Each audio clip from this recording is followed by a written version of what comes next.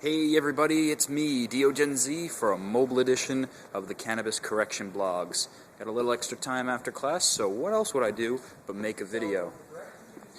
So, I just got out of environmental science, and of course, we're doing a continuous, wonderful job on every system destruction. Wow, it's awfully windy. Man, I hope this picks up on the video, because if it doesn't, that's going to be an annoying vlog, but hey, we'll see. So, I just got through learning about watersheds and how it all connects up into the ocean like I knew it did. But one thing that I learned that was somewhat disturbing, and I feel like at the back of my mind I did know this as well, you know, that's probably just a cheap way of saying, oh, bullshit, I knew that too, but probably didn't. Anyway, enough babbling. Is that dams really dam us when it comes to the shores, when it comes to the beaches, and having our oceans not clobber us with waves.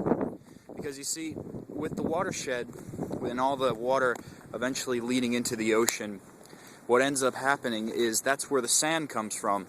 Tiny grains of broken up rock and dirt and other sediment get taken along with the water and then get spread across the beach in waves and tides. They get spread across the beach, and that's what makes the sands naturally widen. It's funny because he's not anymore, but my dad used to work for a company called Weeks Marine, and he used to put sand back on the beaches.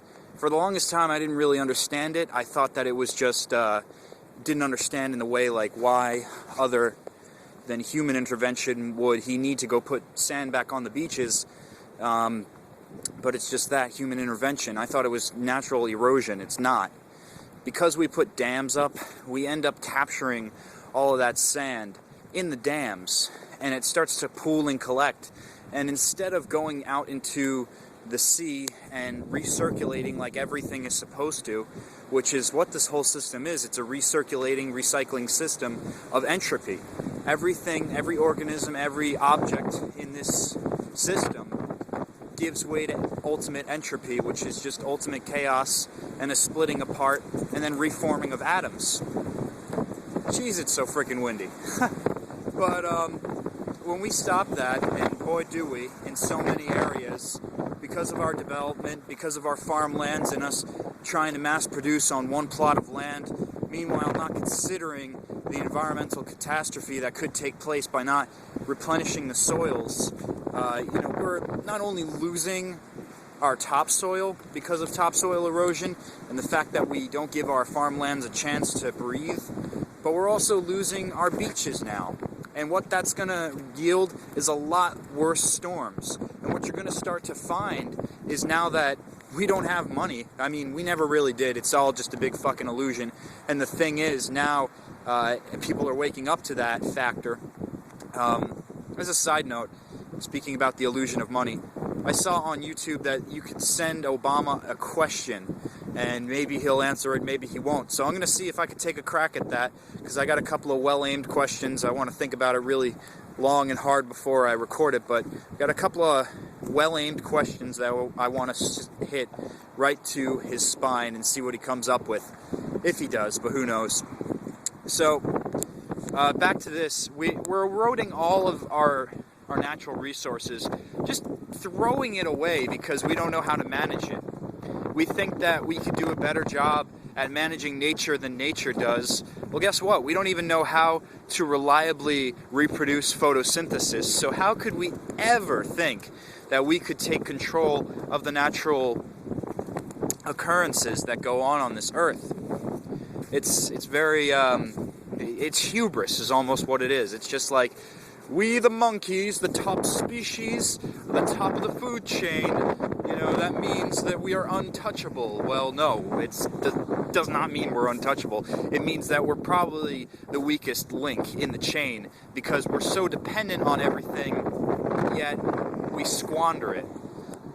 And you're probably wondering, what does this have to do with cannabis? And, well, here it is. The point is, we can't reliably do anything to fix the environment. And I just got a battery. Is it still running? Oh, it is. I just got a battery message saying that it's about to die. About to, not yet. So that's the fun thing about these mobile blogs. You never know what happens. We could run into like a random crowd of people who hate cannabis, and then they all beat me up, and then that's the end. No, but you know, I think what we could take from this lesson of what we've done with artificial dams and failed factory farming and say, all right, I get it now. We really can't remove ourselves from the environment, so now moving forward, how are we going to start rehealing the landscape that we left dry and barren?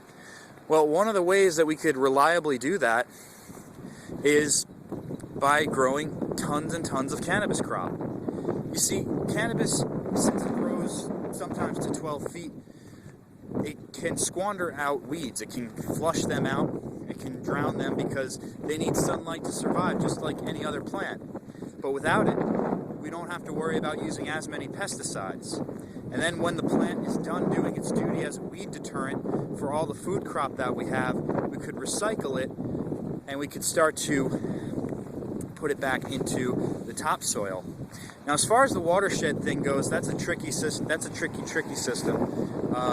You know, because you have the destructive currents and waves getting worse and worse as the beaches erode faster and faster. And for that, I don't really think we need to dam up anything anymore. I think we really need to start to let these waterways run and stop trying to live on areas where monkeys should not be. Now, it's getting ridiculously windy, so I'm going to cut the blog now because I don't want it to be a horrible sound quality to where you can't even hear it.